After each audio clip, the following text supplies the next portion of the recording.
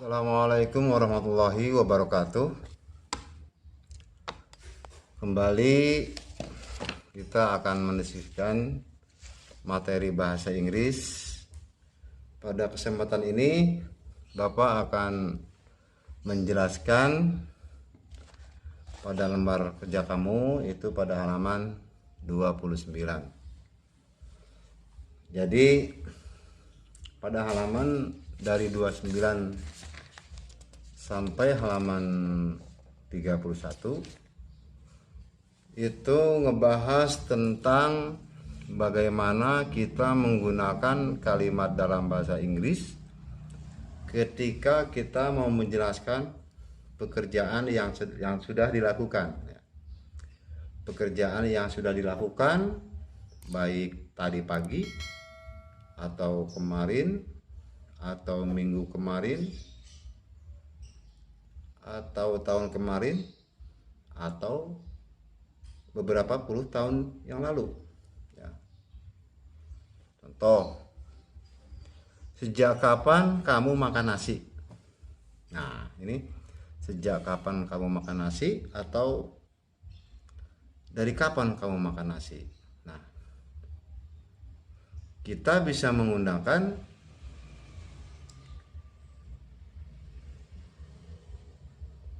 ungkapan-ungkapan atau tenses dalam bahasa Inggris. Kita bisa menggunakan bentuk past tense, simple past tense. Contoh, bentuk past tense ini misalnya Bapak nanya sama kamu, what did you do yesterday? Atau what did you do this morning? Atau what did you do last Sunday? Nah, ketika kamu ditanya menggunakan what did you do yesterday, nah, maka pertanyaan yang tadi Bapak ajukan itu ketika kamu jawab, kamu menggunakan tensesnya berbentuk past tense. Dari mana? Pertama, di situ ada kata bantu, did. Did itu bentuk kedua, bentuk pertamanya do. Terus yang kedua, ciri yang kedua itu dari keterangan waktu. Ketika kamu ditanya what did you do yesterday? Yesterday itu artinya kemarin. Nah, kemarin itu artinya telah dilakukan ya. What did you do yesterday? Maka kamu jawab, misalnya for example, kamu kemarin kamu mengerjakan tugas kamu di rumah. Maka kamu bisa jawab ketika ditanya sama Bapak oleh Bapak, what did you do yesterday? Kamu bisa jawab, I did my homework yesterday. Jadi kalau boleh kita buat rumus, maka rumusnya menjadi subjek tambah kata kerja bentuk kedua tambah objek kemudian keterangan waktu ya. Biasanya keterangan waktunya menggunakan yesterday, ago atau last ya. Misalnya 2 days ago I did my homework 2 days ago, atau I did my homework last month. Seperti itu ya. Jadi tambah lagi kalau kita boleh buat rumusnya menjadi subjek tambah kata kerja bentuk kedua tambah objek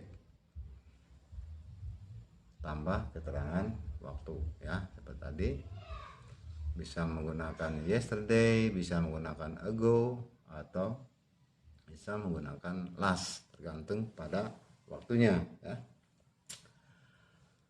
Nah, untuk bagaimana untuk membuat kalimat past tense ini menjadi kalimat positif, negatif, atau interrogatif, kita Kembali lagi dari pertanyaannya tadi, what did you do yesterday? Maka ketika kita menjawab, maka kita menjawabnya menggunakan I did my homework. Ya, I did my homework yesterday. Itu kalimatnya berbentuk positif.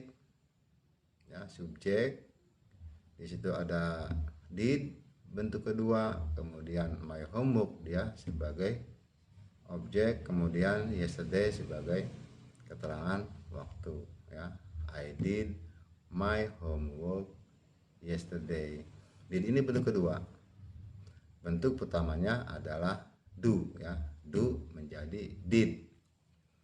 Kalau is, to be, ya, is, am.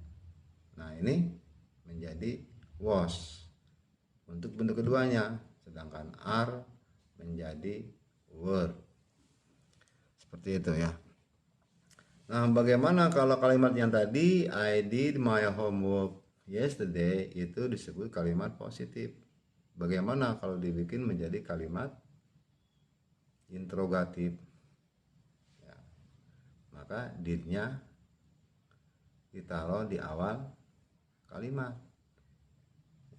Did I do? Nah, seperti itu, ya. Did I do my homework yesterday? Menjadi did I do my homework yesterday? Nah, kemudian kalimat negatifnya, maka subjek kembali ke awal. I did not do my homework yesterday. Nah, itu kalimat kalau di situ dia ada sebagai verb atau kata kerja. Nah, bagaimana kalau dalam bentuk to be, ya? Misalnya you were SMP students. Kamu adalah siswi SMP. Itu kalimatnya kalimat positif. Were itu bentuk kedua dari bentuk are, to be, ya. Nah, were itu bentuk kedua, bentuk pastnya, sedangkan bentuk pertamanya atau bentuk present itu are menjadi were, sedangkan is dan am menjadi was. Kembali lagi, you were SMP students. Kamu adalah siswi SMP. Itu kalimatnya berbentuk positif atau afirmatif. Kalimat you were SMP student bisa kita rubah menjadi kalimat interrogatif. Nah, to be-nya kita taruh, kita simpan sebelum subjek menjadi were you SMP student. Itu menjadi kalimat interrogatif atau kalimat tanya. Menjadi were you SMP student. Nah, kita rubah lagi kalimat yang interrogatif tadi menjadi kalimat positif. Kita tambahkan not setelah to be menjadi you were not SMP students. Nah, itu seperti itu, ya. Nah, contoh di sini pada halaman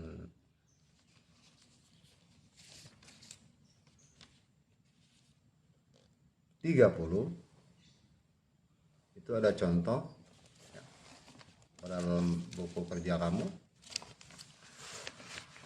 diawali oleh sebuah kalimat tanya, what I did in the past. What I did in the past. Okay, here are some example of telling past events. Pay attention to the bold words. Nah, perhatikan, ya, Di sini ada 3 buah gambar. Di situ ada ininya, deskripsinya. Contoh nomor 1 ya. This is me and Dono. When we were at elementary school, we were not neighborhood. He lived in Surabaya, I lived in Semarang. We never played together, we did not study together.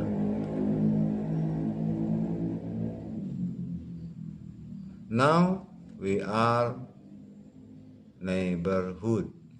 He lives in Semarang and I live in Semarang. We are close friends. Now we play together, we study together. Nah, perhatikan di situ kalimat yang di bold, ditebalkan ya, perhatikan di situ. Nah, itu ciri-ciri dari bentuk past tense.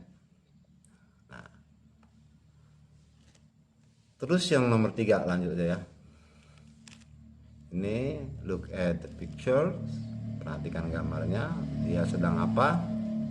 Kemudian di sini perhatikan ada keterangannya. I got up late this morning because I studied until 10 p.m. last night. Then I had breakfast. I went to school by bicycle. Now I am in the school's yard because I get punishment. I was late to school this morning. Nah, itu ceritanya. Nah, jadi kamu perhatikan antara gambar dengan deskripsi yang tadi Bapak bacakan ya. Nah, di situ ada kata yang di bold, yang ditebalkan. Nah, perhatikan di situ.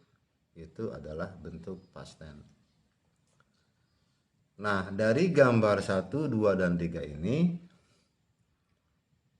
Bapak ingin kamu menuliskan ya, mana kata yang masuk pada kelompok past tense ya. Kemudian apa terjemahannya? Kamu cari di kamus ya. Nanti kamu kirim hasil kerja kamu, japri ke nomor WA Bapak ya. Nah, seperti itu kesimpulannya. Jadi past tense ini adalah kalimat yang menjelaskan pekerjaan yang sudah dilakukan, bisa tadi pagi, kemarin, minggu kemarin, bulan kemarin, tahun kemarin, atau bahkan beberapa puluh tahun yang lalu. Sampai di sini yang bisa Bapak jelaskan sama kamu. Kalau misalnya ada yang kamu nggak pahami, bisa kamu tanya ke Bapak di WA aja ya, di grup. Billahi taufiq wal hidayah. Wassalamualaikum warahmatullahi wabarakatuh.